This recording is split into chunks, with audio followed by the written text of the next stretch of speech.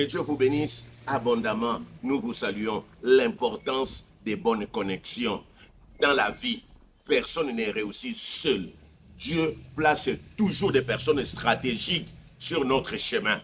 Ces personnes sont des ponts, des clés que Dieu utilise pour ouvrir des portes, amener des opportunités et accomplir son plan dans nos vies. Il y a des mauvaises connexions, certes, qui détruisent, mais il y a aussi des bonnes connexions, celles que Dieu lui-même orchestre. C'est quoi la connexion? La connexion de Dieu est une relation spirituelle directe ou indirecte que le Seigneur établit entre une personne et une autre, ou entre une personne et une opportunité, afin d'accomplir son plan. C'est une liaison divine voulue par Dieu qui dépasse les intérêts humains et ouvre des portes que personne ne peut fermer. Il y a plusieurs caractéristiques de la connexion de Dieu. Elle est surnaturelle. Ce n'est pas un hasard, ni un simple contact humain, mais une orchestration de Dieu. Elle est orientée vers un but. Chaque connexion divine a un objectif précis. Élever, délivrer, bénir, introduire dans une nouvelle dimension. Elle est porteuse de transformation. Une connexion de Dieu change ton histoire et te déplace d'un niveau à un autre. T'enlève là où tu es pour te mettre là où tu n'étais pas. Elle est réciproque.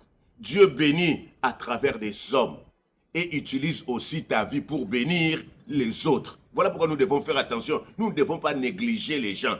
La connexion de Dieu, c'est les ponts que le Seigneur établit entre toi et une personne clé, une circonstance ou une opportunité pour accomplir ton destin.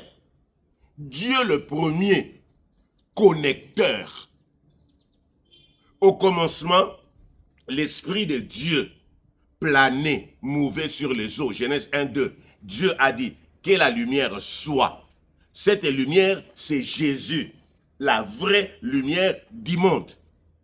Donc, au commencement, il y avait le Saint-Esprit, mais la Bible dit, Dieu va introduire la lumière qui est Jésus. Dieu a introduit la lumière dans le monde.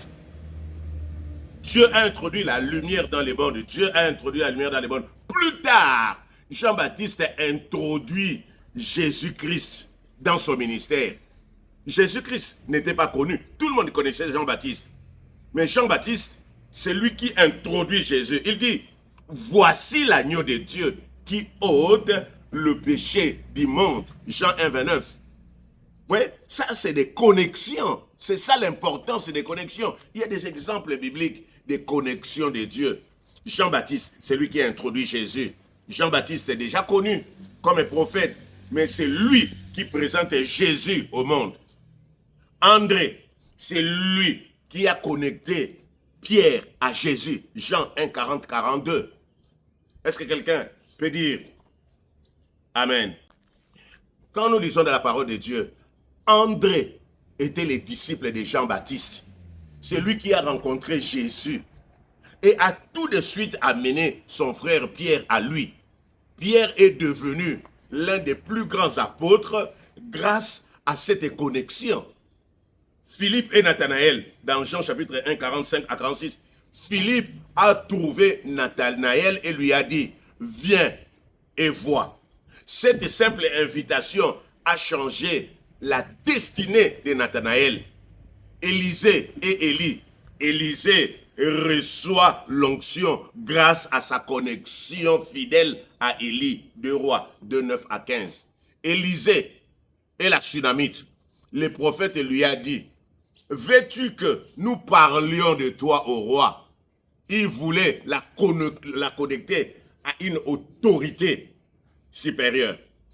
Naomi et Ruth, c'est Naomi qui a guidé Ruth jusqu'à Boz. Grâce à cette connexion, Ruth est entrée dans la lignée de Jésus-Christ. Joseph et Pharaon, le maître et Chanson en prison a parlé de Joseph au roi. une simple recommandation a fait passer Joseph des prisonniers à premier ministre. Moïse et Aaron, Dieu connecte Moïse à Aaron pour qu'il parle en son nom. Exode 4, 14 à 16. David et Jonathan. Jonathan devient une connexion pour protéger David contre son père, le roi Saül. 1 Samuel 18, 3 à 4. David est devenu serviteur parce qu'il a été recommandé. Un serviteur a recommandé David comme joueur de harpe, ce qu'il a introduit dans le palais royal. Quelle est la leçon que nous tirons des connexions de Dieu? Une connexion de Dieu peut changer toute une destinée. Les pauvres, l'oublié, l'illettré peuvent être les canaux par lesquels Dieu te connectera au roi. Voilà pourquoi il ne faut jamais mépriser les gens. Ne méprise personne. C'est lui que tu sous-estimes peut être la clé de ton élévation. La personne que tu sous-estimes peut connaître quelqu'un qui connaît quelqu'un qui peut t'amener chez quelqu'un. Est-ce que quelqu'un peut dire Amen? La connexion. Il y a des gens qui pensent qu'ils peuvent vivre seuls. Ils narguent les autres. Ils pensent qu'ils suffisent à eux-mêmes. Ils peuvent vivre dans ce monde seuls. Non, on a besoin de tout le monde. Jésus-Christ, il était le roi des rois. Il pouvait dire, c'est moi, le fils du Très-Haut. Mais c'est Jean-Baptiste qui l'introduit, l'agneau de Dieu, qui ôte les péchés du monde. Bien-aimé, tu as besoin des hommes. Même ton gardien, tu as besoin de lui. Même la personne qui ne vaut rien, tu as besoin de lui. Même la personne qui est encore dans le monde, qui fume le chanvre, bien-aimé dans le Seigneur, il faut la respecter. Grâce à elle, tu peux te retrouver quelque part. Tu es en train de prier tous les jours, Seigneur, agis dans ma vie, bénis-moi. Mais le Seigneur peut permettre une connexion pour que ta vie change. Voilà pourquoi nous devons apprendre à ne négliger personne. Nous allons prier. Tu vas dire, Seigneur, merci pour la parole. Oriente-moi vers les bonnes connexions. Seigneur, je vais entretenir mes relations. Je vais honorer les personnes que je trouve dans ce monde. Seigneur, apprends-moi à ne pas oublier les gens. Jésus était le Fils de Dieu, mais connecté. Il a dit, il faut qu'il croisse afin que moi, je disparais. Écoutez, avant qu'on continue la prière, en conclusion, nous disons ceci. Ta destinée n'est pas isolée. Elle est liée à des connexions. Dieu peut utiliser quelqu'un pour que tu sois élevé. À travers les bonnes personnes, Dieu peut changer ton histoire. Voici la clé. Si tu n'as rien retenu, les bonnes connexions, ça peut être la clé de ton élévation. Respecte tout le monde. Considère celui qui est inférieur à toi comme étant supérieur. Un jour, le Seigneur va t'honorer. Merci Seigneur pour la parole. Merci Seigneur parce que tu me dis que nous devons respecter l'homme que tu as créé à ton image. Cette ménagère-là, cet technicien de surface, ces vigiles-là, ces gardiens-là, peut être un canal par lequel Dieu peut passer pour que ma vie change. Apprends-moi à respecter les hommes. Seigneur, apprends-moi, Éternel de gloire, à considérer les gens.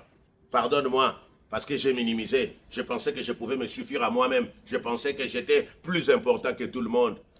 Or, nous nous complotons.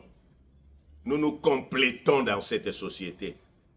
Merci pour ton amour. Cher Saint-Esprit, merci pour cette parole. Merci parce que tu me dis que je dois apprendre à considérer, à respecter. C'est cela la clé de mon élévation. Au nom de Jésus. Amen. Soyez bénis. Que le Seigneur vous bénisse. Amen.